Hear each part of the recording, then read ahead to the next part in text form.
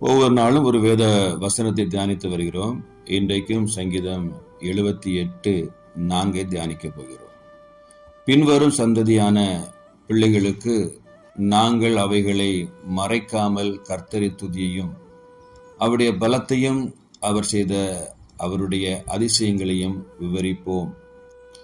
ஏற்கனவே சங்கீதம் 78:1 நேற்று தினம் தியானித்தோம்.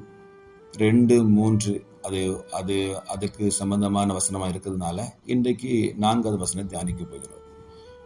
இது ஒரு சங்கீதக்காரன் பின்வரும் சந்ததிகளுக்கு உம்முடைய அதிசயங்களையும் வல்லமைகளையும் நான் விவரிப்பேன் என்கிற ஒரு நல்ல ஒரு வார்த்தையை தான் இங்கே கவனிக்கிறோம். பாருங்க, பின்வரும் சந்ததியான பிள்ளைகளுக்கு நாங்கள் அவைகளை மறைக்காமல், அப்போ கற்றுக்கொண்ட வார்த்தைகளை மறைக்காமல் தேவனுடைய வல்லமையும் துதியையும் அந்த காரியங்களையும் அதிசயங்களையும் விவரித்து நாங்கள் அறிவிப்போம் என்கிற ஒரு நல்ல ஒரு காரியம்.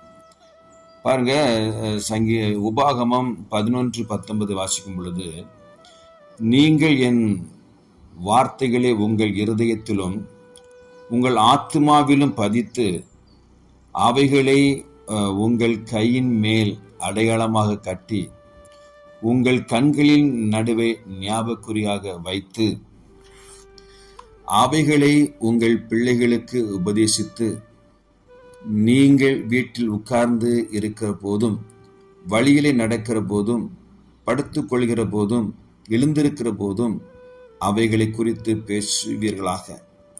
அவைகளை உங்கள் வீட்டு நிலைகளிலும் உங்கள் வாசலில் எழுதுவீர்களாக என்று சொல்கிற ஒரு நல்ல காரியத்தை வாசிக்கிறோம். என் அன்பு சகோதர சகோதரிகளே, நாம் தேவனிடத்தில் பெற்றுக்கொண்ட ஆசீர்வாதங்களை, நன்மைகளை, சுகத்தை, பலத்தை, அதிசயமான காரியங்களை நம்மோடு கூட அதை விட்டுவிடக்கூடாது, மூடிவிடக்கூடாது.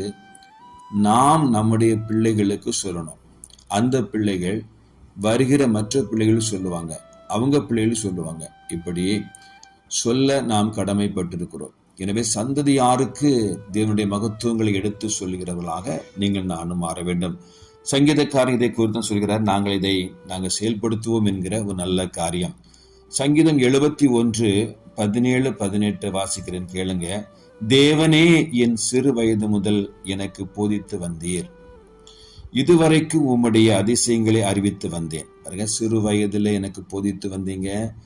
அந்த போதித்து வந்தது நான் என் இருதயத்துக்குள்ளால் அடக்கி வைக்காதபடி நான் என்ன செய்தேன்? அதை நான் இதுவரைக்கும் அந்த அதிசயங்களை அறிவித்து வந்தேன். இப்பொழுதும் தேவனே, இந்த சந்ததிக்கும் உமது வல்லமையையும் வரப்போகிற யாவருக்கும் உமது பராக்கிரமத்தையும் நான் அறிவிக்கும் அளவும் முதிர் வயதிலும் நரை மயிருமுள்ள வரைக்கும் என்னை கைவிடாதீரும் என்று சொல்லி பாருங்க, எவ்வளவு வாஞ்சியோடு கூட தேவ சமூகத்தில் விண்ணப்பிக்கிற ஒரு விண்ணப்பம். பார்த்தீங்களா? நான் சிறு வயதுல சொல்லிக் கொடுத்ததை நான் இதுவரை சொல்லிக் கொடுத்து வந்தேன். இப்போ எனக்கு வயதாகுது. எனவே நான் வயதானாலும் முதிர் வயதானாலும் இந்த வரப்போகிற சந்ததிகளுக்கும் நான் உம்முடைய வல்லமைகளையும் மகத்துவங்களையும் நான் சொல்லுவதற்கு என்னை கைவிடாது என்னை ஆயுஷ் நாட்களை கூடுதலாக்கி தாருங்க என்கிற ஒரு விண்ணப்பம். இதை கேட்டுக்கொண்டிருக்கிற அன்பு சகோதர சகோதரிகளே, நீங்கள் நானும் இப்படிப்பட்ட அதிசயங்களையும் வல்லமைகளையும் தேவன் நமக்கு செய்த எல்லாவற்றையும் மற்றவங்களுக்கு சொல்லணும், பகிர்ந்து கொள்ளணும் என்பதில் ஆண்டவர் அதிகமாக விரும்புகிறார். எத்தனை பேர் நாம் ஆண்டவரை பற்றி மற்றவங்களுக்கு சொல்கிறோம்?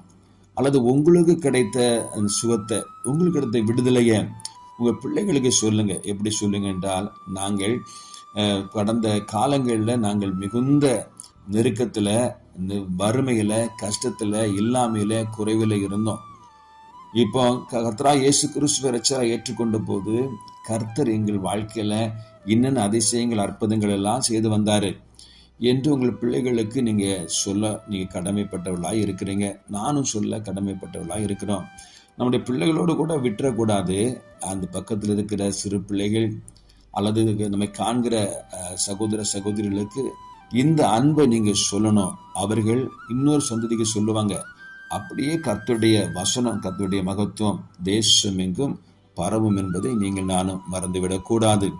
சங்கீதம் 145:4-6 வாசிக்கும் பொழுது, தலைமுறை தலைமுறையாக உம்முடைய கிரியைகளின் புகழ்ச்சியை சொல்லி உம்முடைய வல்லமை உள்ள செய்களை அறிவிப்பார்கள். எப்படி? தலைமுறை தலைமுறையாக. நானும் விரும்புறது நம்முடைய சபை ஒரு தலைமுறையோடு நின்று கூடாது, தலைமுறை தலைமுறையாக நமக்கு பின்வர் சந்ததிகளும் ஆராதிக்கிற ஒரு சபையாக இருக்கணும்.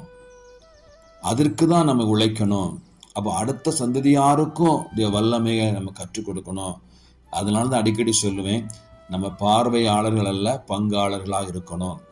அப்படி என்றால் நம்ம இந்த சபையோடு கூட இணைந்து செய்யக்கூடிய காரியங்கள் எல்லாவற்றையும் நிறைவேற்றி கொடுக்கணும். அதனால தான் வாலிபரோடு கர்த்தர் பேச சொன்னார். இந்த வாலிப பிள்ளைகள் என்ன செய்யணும்? அடுத்த தலைமுறைக்கு அவர்கள் தூணாக நிற்கணும் சபையில. அதான் அடுத்த வாலிபர்கள் என்ன செய்வாங்க? அடுத்த தலைமுறைகளுக்கு கிறிஸ்துவின் அன்பை சொல்லுகிறவர்களாக காணப்படுவார் என்பதை அறிந்து கொள்ள வேண்டும். உம்முடைய சிறந்த மகிமை பிரசாவத்தையும் உம்முடைய அதிசயமான கிரிகளை குறித்து பேசுவேன். ஜனங்கள் உம்முடைய பயங்கரமான கிரிகளின் வல்லமையை சொல்லுவார்கள். உம்முடைய மகத்துவத்தை நான் விவரிப்பேன் என்று சொல்லு. இப்படிப்பட்ட ஒரு மகத்துவமான ஒரு காரியத்தை நம்மிடத்துல ஆண்டவர் எதிர்பார்க்கிறாரு.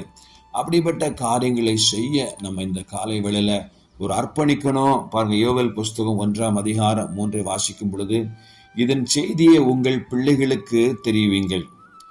இதை உங்கள் பிள்ளைகள் தங்கள் பிள்ளைகளுக்கும் அவர்கள் தங்கள் பிள்ளைகள் சந்ததியாருக்கும் தெரிவிக்க கடவர்கள். பார்த்தீங்களா?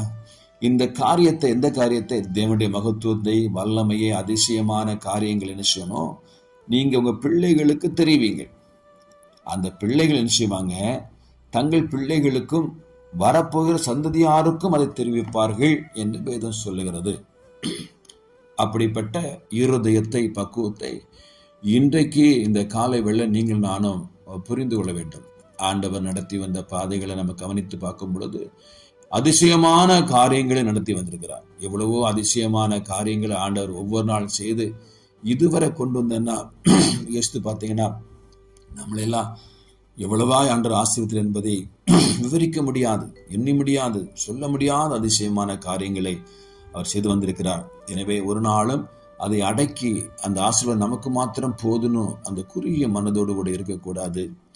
நீங்க பெற்றுக்கொண்ட இந்த சந்தோஷத்தை, நீங்க பெற்றுக்கொண்ட இந்த ஆசீர்வாதத்தை மற்றவங்களுக்கும் நீங்க சொல்கிற பிள்ளைகளாக மாற வேண்டும் என்பதற்காக இந்த காலையில் ஒரு தீர்மானம் எடுங்க.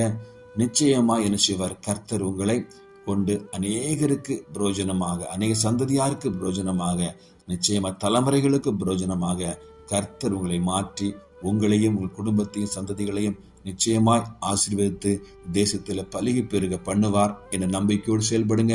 கர்த்தர் உங்களை ஆசீர்வதிப்பாராக. ஆமென். God bless you.